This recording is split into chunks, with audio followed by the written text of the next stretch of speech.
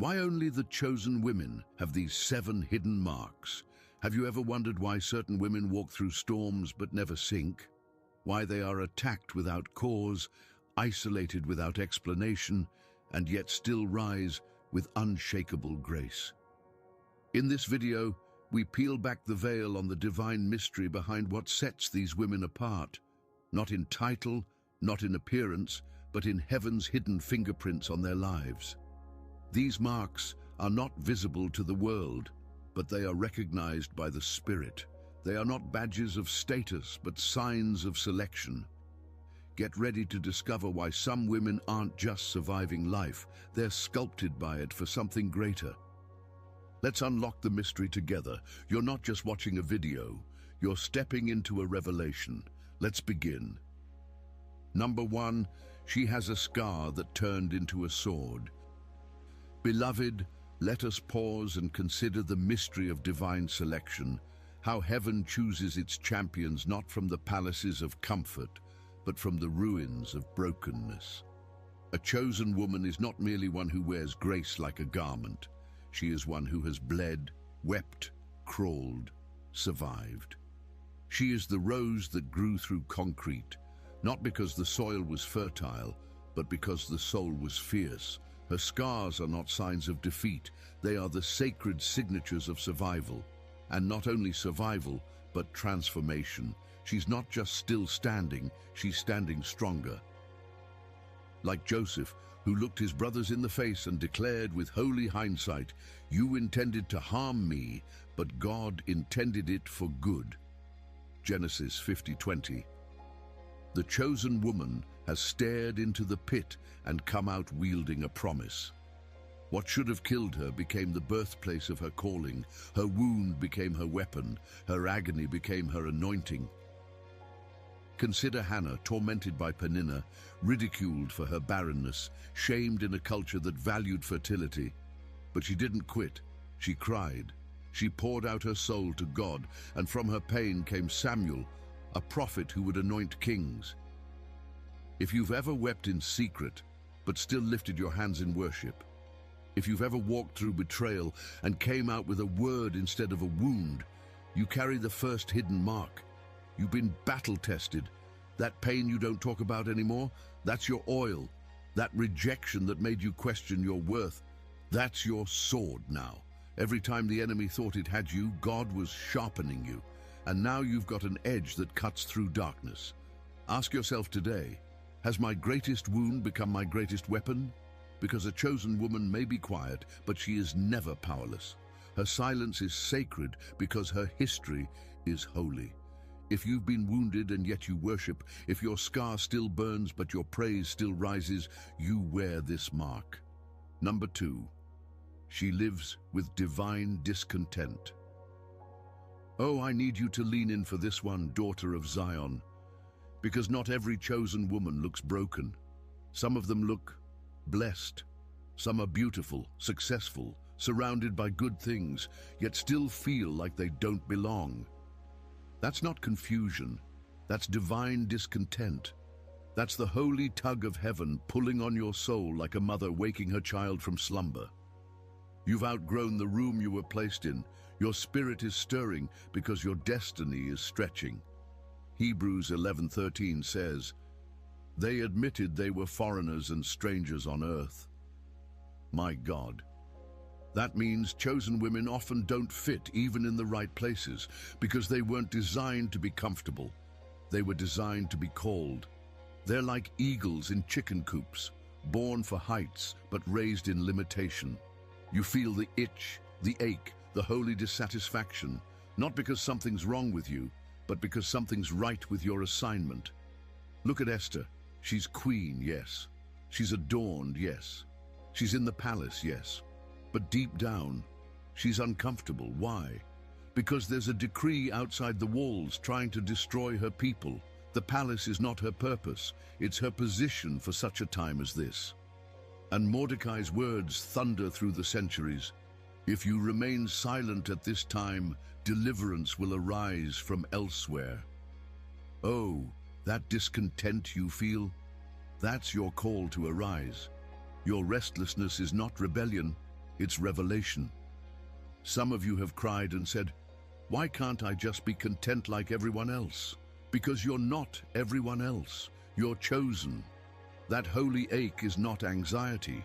It's divine assignment. God is stirring the nest because it's time to fly. Have you noticed that your favorite job now feels like a cage? That old routine now feels like sandpaper to your spirit? That's not boredom. That's birth pangs. Something is about to break forth in your life. And chosen women don't ignore that feeling. They follow it. They discern the itch in their spirit and trace it to the breath of God moving them forward. So if you've been feeling out of place, out of rhythm, out of alignment, pause and praise. You're being repositioned. The nest is being stirred, not to hurt you, but to push you into your next. You're not lost, daughter. You're just being led. Number 3, an unexplainable sensitivity to injustice and pain. Oh, glory! Now we come to a mark that is often misunderstood, even by those who carry it. The chosen woman walks through this world with a heart that feels everything. She weeps at news stories, she groans in worship, she carries the burdens of people she hasn't even met, and she often wonders, why do I feel so deeply? It is because she is trusted by heaven. She is heaven's intercessor, she is earth's midwife. Her tears are not emotional instability, they are sacred currency in the courts of God. Jesus wept, John 11:35. The shortest verse in the Bible, but perhaps one of the most profound. Why would the Son of God weep when he knew he was about to raise Lazarus?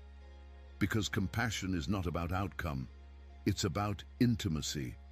And when you're chosen, God allows you to carry the feelings of others, so you can cry prayers they don't even have the words to pray. You mourn with those who mourn. You are the spiritual doula groaning in the spirit for deliverance you'll never get credit for. Oh yes, this is a hidden mark. The woman in the church who breaks into sobs during a song others barely notice. The one who senses something is off in a room full of people smiling. That's the burden of divine sensitivity. You feel the grief of the world, not because you're weak, but because you're trusted. You're the woman who intercedes for her children at 3 a.m. You're the one who groans when you can't even articulate the words. You've been entrusted with heaven's heartbeat. And yes, it can be exhausting. Yes, it can be isolating. But oh, it is also powerful, because while others judge by sight, you discern by spirit. While others move on, you linger in prayer. God can whisper secrets to your tears. The world says she's too sensitive. Heaven says she's highly favored. Do not despise your tears, daughter. They are prophetic. They are powerful. They are planting seeds in realms you can't see yet. And when you feel like the only one crying, know this, you're not crazy. You're chosen. You carry a burden because you've been built for breakthrough. Number 4, she attracts unprovoked attacks. When a woman is chosen by God, she does not enter into a playground, she steps onto a battlefield, and often before her crown ever touches her head, her calling begins to provoke conflict in the spirit realm. She attracts attacks, not because she's doing something wrong, but because she is carrying something right.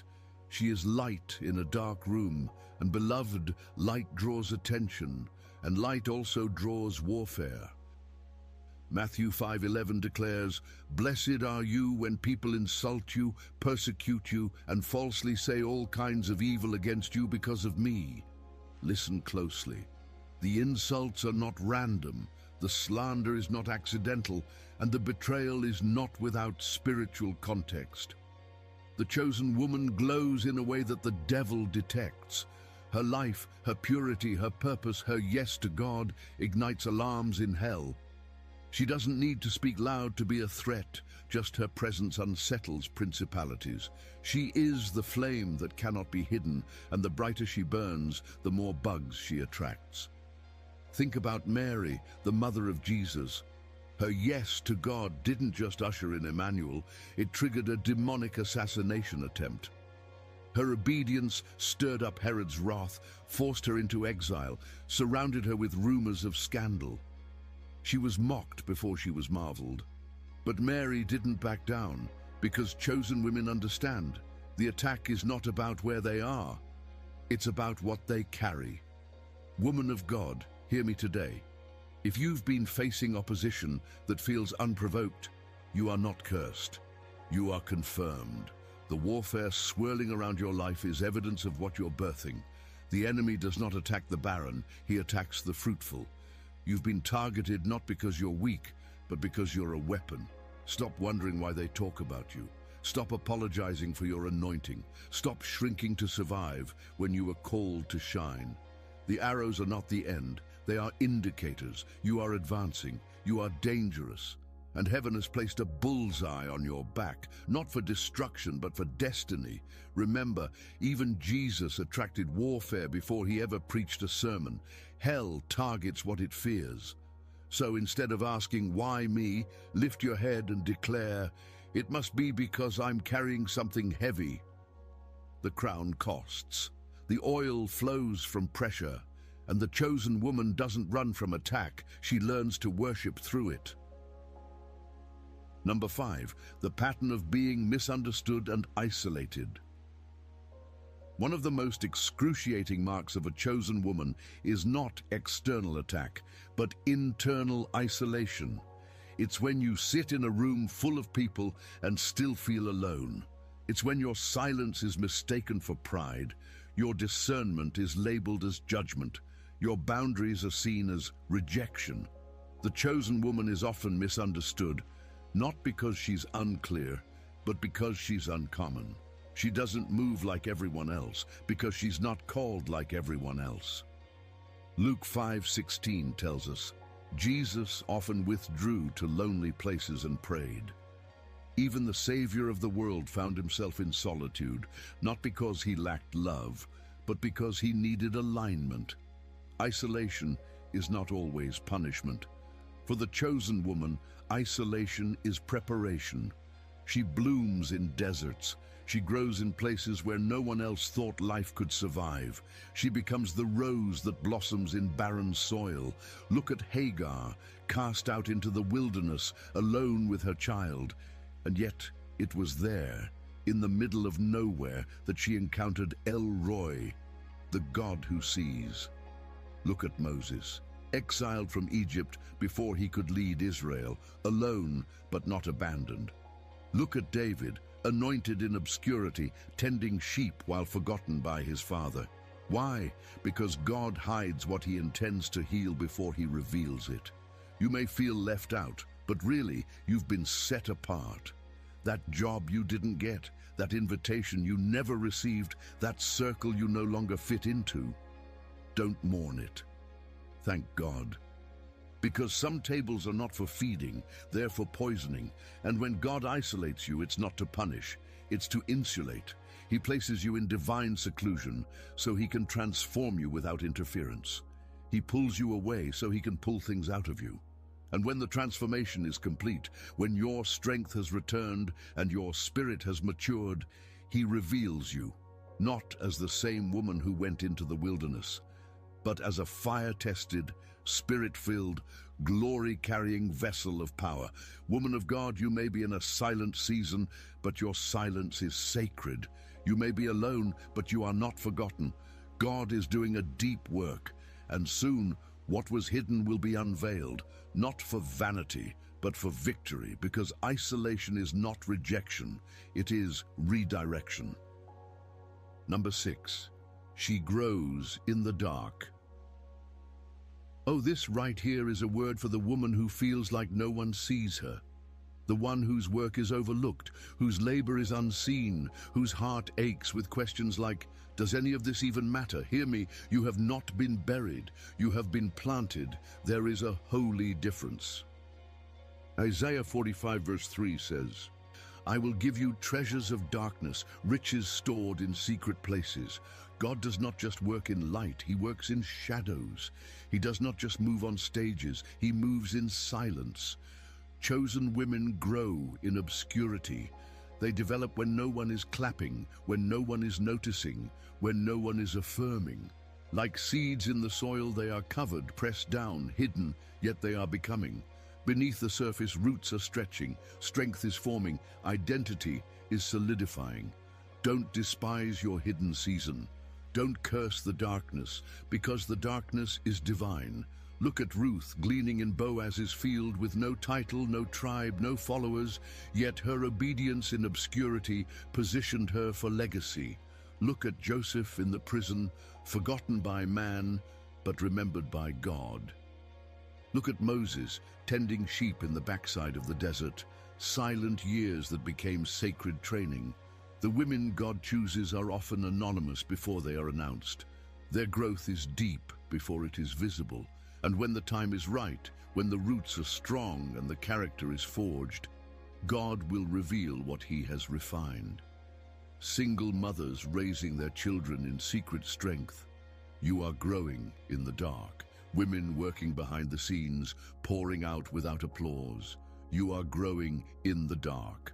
Daughters who pray when no one is watching, serve when no one is thanking, and sow when no one is clapping. You are God's hidden treasure. Don't seek the spotlight, seek the soil. That's where the real growth happens. Because God is not building platforms, He's building pillars. And pillars are formed in pressure. Woman of God, you may feel unseen, but heaven is watching. You may feel forgotten, but you are being forged. You may feel hidden, but you are being held. Keep growing, keep praying, keep sowing. Number 7.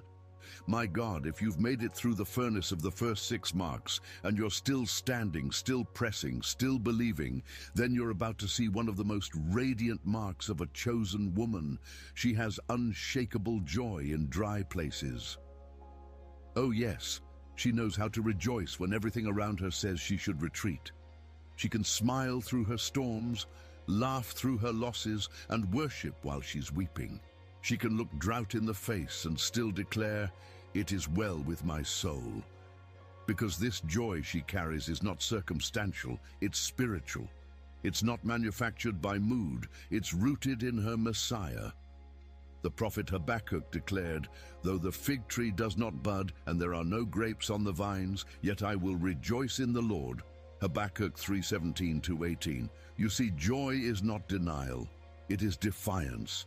It is the chosen woman's holy rebellion against despair. She is like a tree planted by the rivers of living water, whose leaves stay green even in the drought. Jeremiah 17:8. While others wither, she worships. While others mourn without hope, she grieves with hope. She has learned to sing in barren places because her melody is rooted in the God who never changes. Her joy is her warfare. Her laughter is her weapon. Her praise is her proclamation that even in lack, her God is still enough. Oh yes, consider the Proverbs 31 woman who laughs without fear of the future. Not because she's naive, but because she's anchored.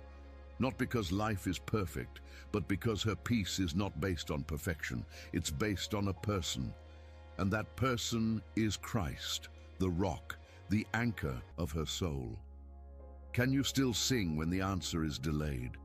Can you still bless Him when the bills are due? Can you still dance when the diagnosis is devastating? That's the sign. That's the 7th mark. When hell throws everything it has at her, and she still throws her hands in the air and says, "Yet will I trust you." That's not weakness, that's warfare. When she stirs up joy in a prison like Paul and Silas, when she claps her hands in a hospital room, when she testifies through tears, she is marked. Because the devil can't stand a joyful woman. He knows sorrow can be survived, but joy is dangerous. Joy is explosive, joy is contagious. Joy means the enemy failed to rob her of her source, and the chosen woman knows, if I still have breath, I still have a reason to praise. And so, my friends, these 7 hidden marks, they are not curses, they are not flaws, they are divine fingerprints, they are heaven's validation, not the world's applause. They are not meant to shame you, they are meant to show you, you are set apart, you are appointed, you are anointed. These marks are not burdens, they are badges. You have cried in secret, but God has watched in silence. You have labored in obscurity, but heaven has recorded every tear and every prayer. And now God is revealing what he has refined. You are a vessel of honor. You are a woman made for divine purpose. As Paul declared in 2 Timothy 2:20-21, in a large house there are vessels of gold and silver, some for special purposes. Those who cleanse themselves will be instruments for special purposes, made holy, useful to the master, prepared to do any good work. My sister, if you've walked through pain and still serve, if you've been left out and still love, if you've been misunderstood and still obey, if you've stood alone and still worshipped, you wear the marks. You are not common. You are not random. You are not forgotten. You are a chosen woman of God. And though the world may never see your marks, heaven knows everyone. You are the kind of woman hell fears and heaven favors. So lift your head, daughter. Stand in your power. These scars are not shame. They are signs that you've survived. Your discontent is not dysfunction. It's divine direction. Your tears are not weakness. They are spiritual weapons. Your isolation was not punishment, it was preparation. Your darkness was not death, it was development. Your attacks were not accidental, they were assignments. And your joy, that unstoppable, radiant joy, that's proof that the enemy lost. You are marked, beloved, and you are